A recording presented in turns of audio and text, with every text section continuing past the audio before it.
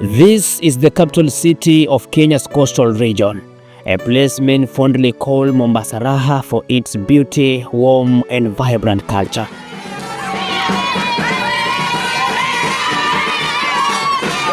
But beyond the postcard view and the rich Swahili heritage, Mombasa has also stood out as the strong political heartbeat, especially when it comes to one name, Raila Amolo Odinga.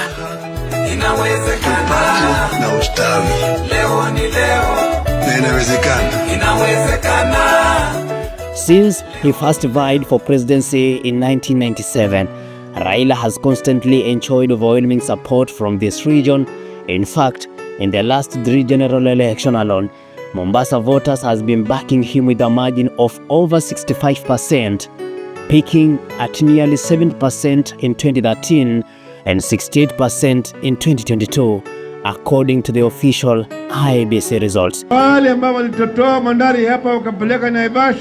But what is about Raila that has created this unwavering loyalty here? Simply because he was loyal to the people of the coast, whereby the people of Mombasa believed that he never betrayed them since 1990, when he brought about the multipartyism in Kenya. And of course, the coastal region people enjoyed that freedom, whereby they formed their own parties. The reason number 2 why Raila enjoys the wave is that the coastal people just believed in him, just like you can wake up a single day and believe that this particular person can be my mentor. The relationship between Raila Odinga and the coastal region isn't built on political convenience. It is run deeper. It began with his father Jaramogi Oginga Odinga, whom was the first national leader to build alliances with the coastal elders and political figures after independence. Jaramogi Oginga Odinga represented not the Marxist, because Jaramogi was never a Marxist, but a people's approach to development. And it was natural, given my participation in university politics and my time at the Nairobi Law Monthly, that I would identify with Jaramogi. The issue of ethnicity reared its head, which wasn't there when we were fighting for the second liberation, and which we knew retired President Moi had used very effectively to hold on to power.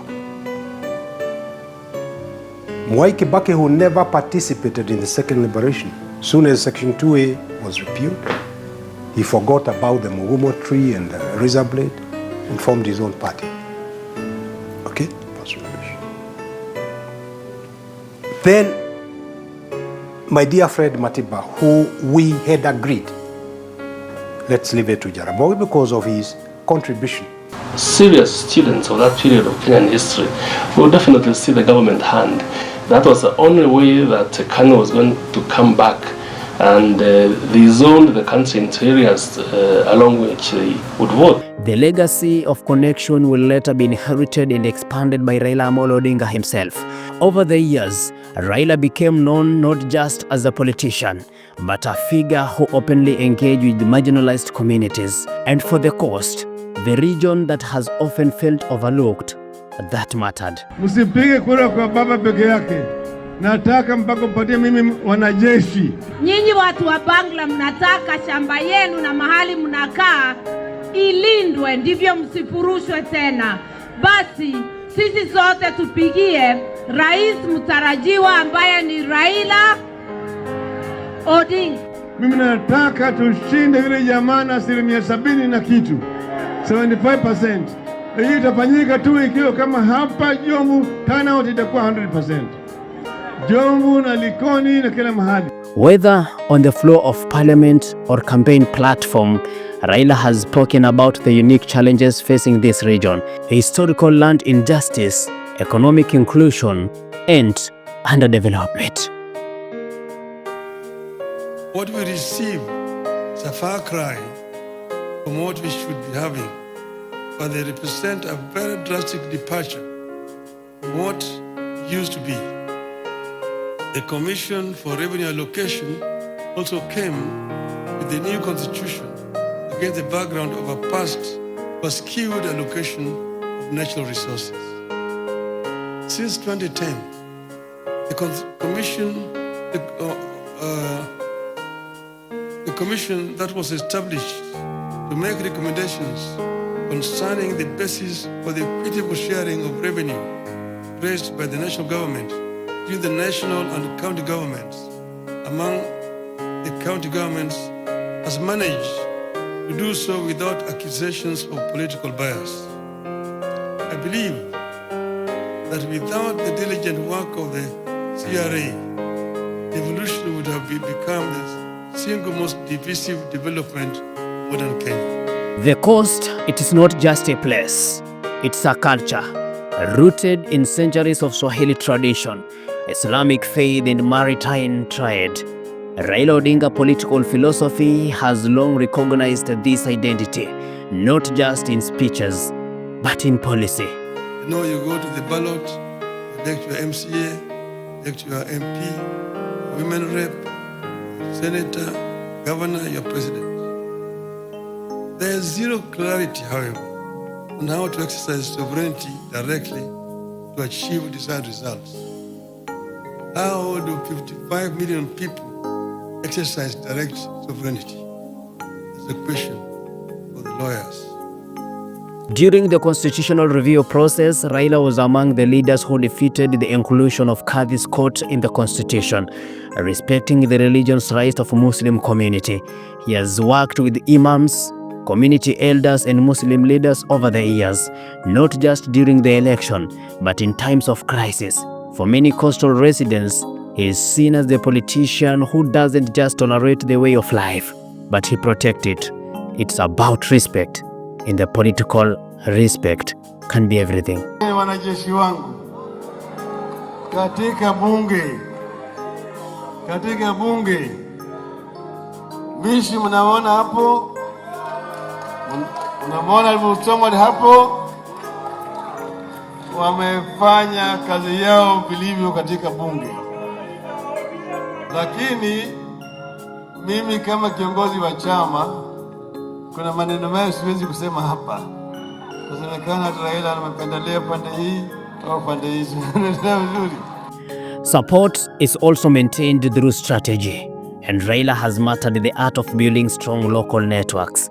His partnership with influential coastal leaders like Hassan Joho, Stewart Madzayo and others has helped the cement his reach. Kuja hapa akasema ati bandari imeenda, sivyo? Alafu anasema bandari imerudi. Huyo si ni mrongo. Wale ambao walitotoa bandari hapa wakapeleka Naivasha wanajulikana. Jamaa alisema alikuwa anataka kuslap Uhuru Kenyatta, alikuwa anataka kuslap Eugene Wamalwa. Wewe atakufanyaje jamani? Si wewe utauzwa? Amesema ati akona makasiriko kwa sababu nchi inaenda mrama.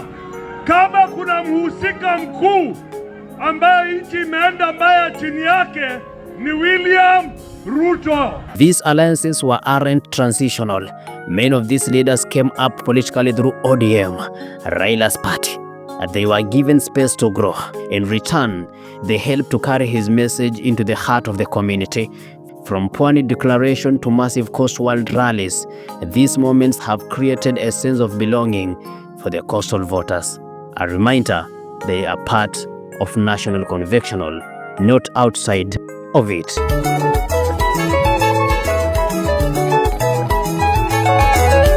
Why does the support persist? For many, it comes down to the word trust over decades. Raila has not just shown up during the election. He has stood with the coastal during the constitutional ballot, learned decades and the moment of national tension. Many coastal people, he represents a political ally who has seen their struggle and tried in his way to give it a national platform.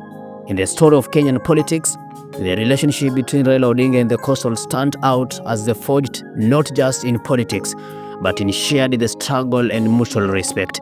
As the community, as they look to the future, one thing remains clear. Any leader hoping to carry the hopes of the region must do more than a campaign here. They must understand it, honor it, and most important, listen. Reporting from the podcast, my name is Daniel Kihora.